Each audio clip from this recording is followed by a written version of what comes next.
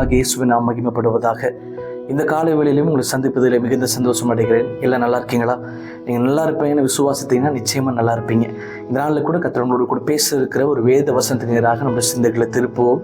வேதத்தில் மத்திய எழுதின சுவிசேஷ புஸ்தகம் அதில் 9வது அதிகாரம் அதில் 22வது வசனம் அழகாய் சொல்லப்பட்டிருக்கிறது பாருங்க.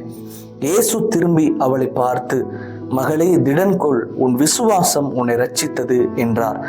அந்நேரம் முதல் அந்த ஸ்திரீ சொஸ்தமானாள்.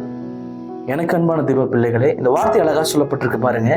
இந்த வேத பகுதியில ஒரு தேவ மனுஷியை குறித்து, ஆண்டவர் மேல ஒரு மனுஷி விசுவாசமா இருந்தது குறித்து நம்ம பார்க்கிறோம்.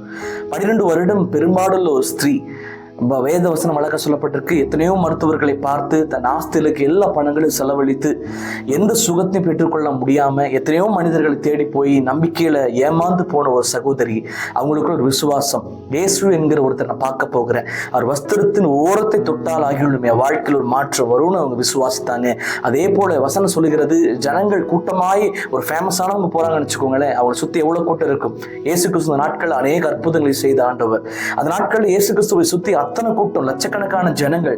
அந்த ஜனங்கள் நெருக்கி கொண்டிருக்க சூழ்நிலையில கூட அந்த மகளுடைய விசுவாசம், அவர் எனக்கு தலையில குறித்து ஜெபிக்கணும்னு அவசியம் இல்லை, அப்பாவை நான் தொட்டா போதும் என் வாழ்க்கையில ஒரு பெரிய மாற்றம் வந்துடும். அந்த அம்மாவுக்கு ஒரு விசுவாசம்.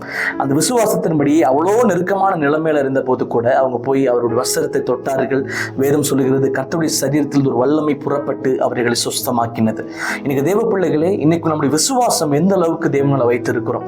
ஆண்டவர் இப்படி பண்ணாதான் எனக்கு மாற்றம் வரும் நீங்க சொல்வதை விட, ஆண்டவர் என் கூட இருப்பதுனால என் வாழ்க்கையில் எந்த சூழ்நிலையும் என்னை கீழே தள்ளுவதில்லைங்கிற விசுவாசம் நமக்குள்ள இருக்கணும்.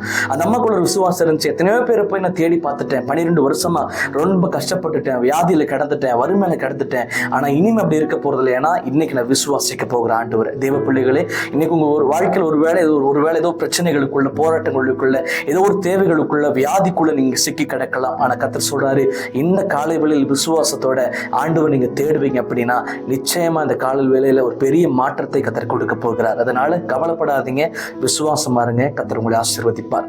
Have a blessed day. God bless you.